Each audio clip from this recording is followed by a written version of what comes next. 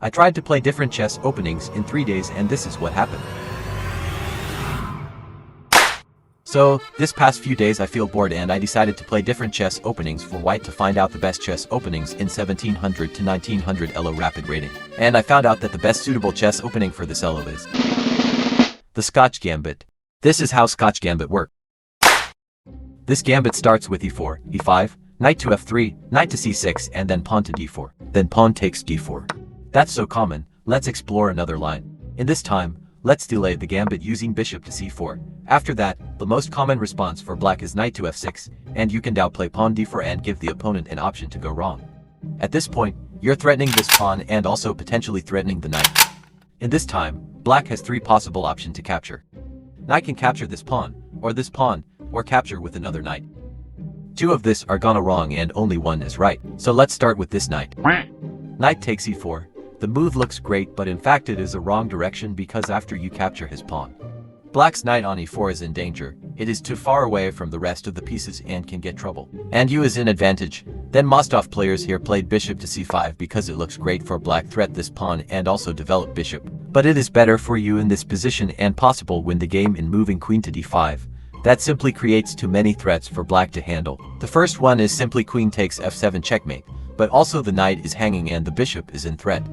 And basically that is already losing for black. Of course black can capture this pawn, but that's all they can do cause after you move the king away, it's over. There is still a checkmate coming in f7 and knight is still hanging. And if black probably castle to avoid it, then you just have to take the knight and win a piece. Develop your pieces, then it's already losing for black. That's how easy you can win a game if black moved that knight. So this knight is wrong for black. Alright, let's take a look with another option for black, which is to take the pawn with another knight. In this time, black expects you to trade it, but instead of that, you have a very common sacrifice of bishop takes f7 check. The black takes it, you follow up with knight takes c5 check, and after the king move then you regain your piece by taking the knight on d4 and you're up of a pawn. And what's also important is, the black king can't castle anymore and black's pieces is underdeveloped. And you can just simply develop and castle and you're already in advantage, and I can say you're already winning. So, this another knight is also a wrong to move for black. And the only move which is correct here is take it with pawn. After this, don't retake it with the knight, instead just castle. The point here is to put your king into safety and you can possibly opening the file, and take the advantage to play. That's why I suggest you to castle first. And what do you think black thinking again? Yes, you're right, he's worried about you pushing the pawn forward and attacking his knight. And you give another option the black to move. First is to take this pawn even if it's complicated. And the second option here is to play bishop to c5 and trying to defend the pawn and having a possible attack. These are the 2 possible options your opponent to choose to move. Now, let's start with knight takes e4. We just do the common move rook e1 to pin the knight, trying to take some advantage and possibly capture the knight. Black has nothing to do but to defend it with a pawn. By this time, we have a very interesting move which is bishop takes d5 pawn.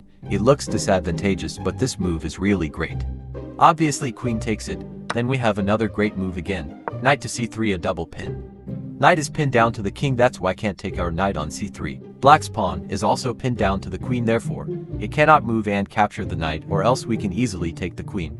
Because of this dual pin, black has nothing to do but to move their queen from this attack, therefore let's say black move their queen to a5. Now we capture the piece back on e4. Black is up with pawn, we're already setting up with different attacks, so if you're still worried of pawn, we can still capture it back here on d4 anytime. So, this time, I'll show you how to destroy black in few moves.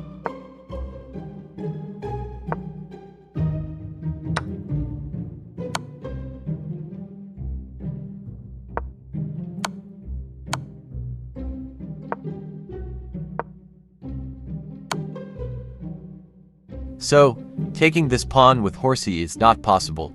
Let's go with other possible move, which is bishop c5, defending the pawn and preparing to castle so that you can't take it back easily. What should we do then? Of course, to attack, let's move pawn to e5, attacking the knight. The knight here has more option to move then.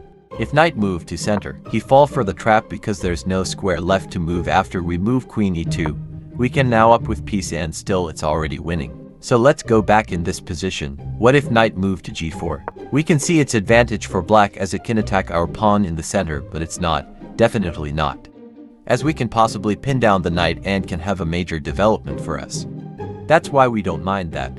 All we have to do to be able to have a major advantage is to move pawn on c3. Your initial intent is just to counter opponent to attack this pawn and bishop, and for that reason, black needs to do something about it. Most opponents here takes the pawn because it seems it is the best thing to do, but it's not, because we have again a great move which bishop takes f7 pawn, a bishop sacrifice. And after he takes, we play then queen to d5 check and get our piece back, but not just taught, because we completely expose black's king. Again, the problem for black is the king exposed and can't castle anymore. You can now again simply develop and attack. In this case, in order for black to develop is to push the pawn forward. That would open up the file. So again, I think that's a bad idea for black. Let's back again in this position. The best move to play for black here is not defend but to counterattack with pawn d5 and exchange attack to both, but that's not actually an easy one. Yes, this goes to equal based on chess.com analysis, but it's not that easy, as black still exposed the king and allowed the king side to be destroyed. But the good thing for black is a good center and easy development. In this time, we can see how good are you in middle game, which is I also work on and uploaded next. After we ended this video, gonna show you the actual game that I played on chess.com.